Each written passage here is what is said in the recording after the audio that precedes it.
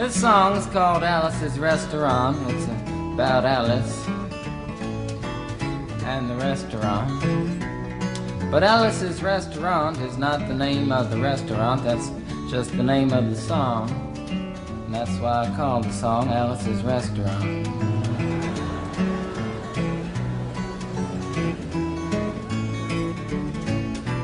You can get anything you want at Alice's Restaurant.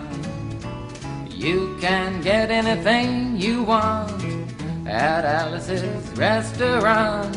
Walk right in, it's around the back, just a half a mile from the railroad track. And you can get anything you want at Alice's Restaurant.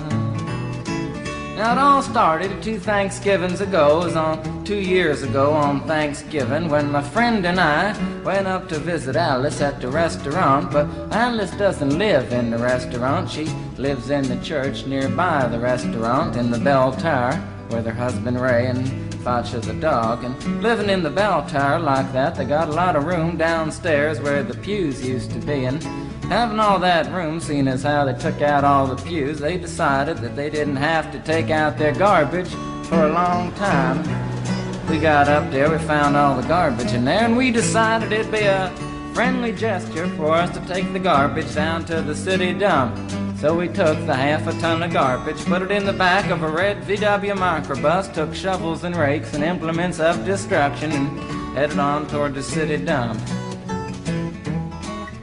Well, we got there, and there's a big sign and a chain across the dump saying closed on Thanksgiving, and we had never heard of a dump closed on Thanksgiving before, and with tears in our eyes we drove off into the sunset looking for another place to put the garbage. We didn't find one till we came to a side road, and off the side of the side road was another 15-foot cliff, and at the bottom of the cliff was another pile of garbage. And we decided that one big pile was better than 2 little piles, and rather than bring that one up, we decided to throw ours down. That's what we did. Drove back to the church, had a Thanksgiving dinner that couldn't be beat, went to sleep and didn't get up until the next morning when we got a phone call from Officer Obi. He said, "Kid, we found your name on an envelope at the bottom of a half a ton of garbage, and wanted to know if you had any information about it." And I said, "Yes, sir, Officer Obi, I cannot tell a lie. I put that envelope under that garbage."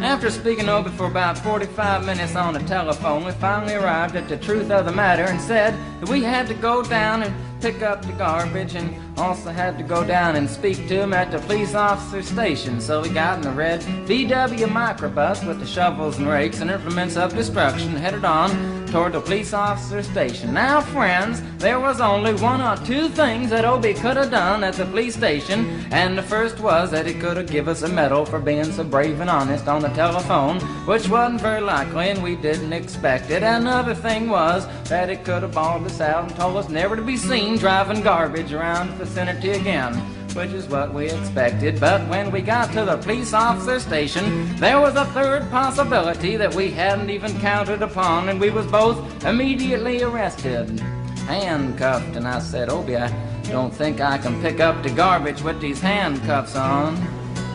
He said, "Shut up, kid. Get in the back of the patrol car," and that's what we did, and sat in the back of the patrol car and drove to the, quote, "scene of the crime," unquote. I want to tell you about the town of